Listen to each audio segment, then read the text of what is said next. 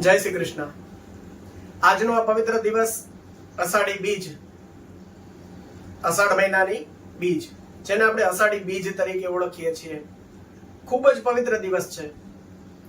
તો સૌપ્રથમ તો આપ સૌને અષાઢી બીજના રામ રામ।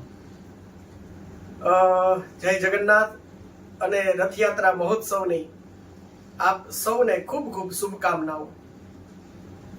આમ તો નિયમ એવો હોય છે કે રોજ આપણે ભગવાનને મળવા માટે થઈ અને ભગવાનના મંદિરોમાં જતા હોઈએ છીએ, પરંપરા તો એ જ છે। પણ આખા એ વર્ષની અંદર આ એક જ દિવસ એવો છે કે જેની અંદર ભગવાન મંદિરમાંથી બહાર આપણી શેરીઓમાં, આપણા રસ્તાઓમાં ભગવાન બહાર આવે છે।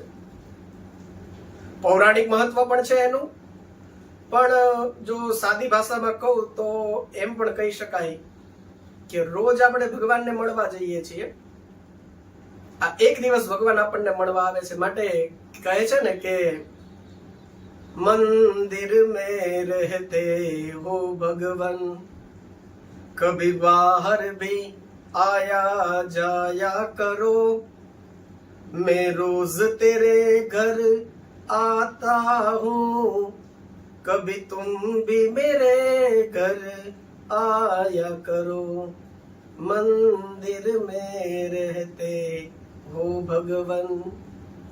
તો પૌરાણિક મહત્વ એની જગ્યાએ બરાબર છે, પણ હું એવું માનું છું કે કદાચ એવું બને કે રોજ આપણે જઈને ભગવાનને આવી રીતે પ્રાર્થના કરતા હશું કે અમે તો રોજ તમારા ઘરે આવીએ છીએ, પણ ક્યારેક તમે પણ અમારા ઘરે પધારો, ક્યારેક તો મંદિરની બહાર નીકળો।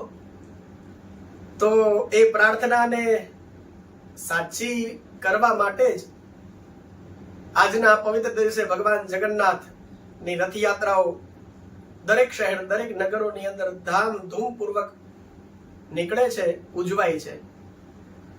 તો શક્ય બને તો આવી રથયાત્રાના દર્શન પણ કરજો, અને ભગવાન જગન્નાથને હું પ્રાર્થના કરું કે આપના જીવનની જે આ યાત્રા છે, આપના જીવનની આ યાત્રા એની અંદર તમારા મનરૂપી રથની અંદર ભગવાન જગન્નાથ બિરાજે, અને એકવાર મનરૂપી રથ ઉપર જગન્નાથ બિરાજે પછી આપણી જીવનની યાત્રા બહુ જ સુખદ બની જાય। તો ભગવાન જગન્નાથને આવી પ્રાર્થના। આપ સૌને જય જગન્નાથ, જય શ્રી કૃષ્ણ।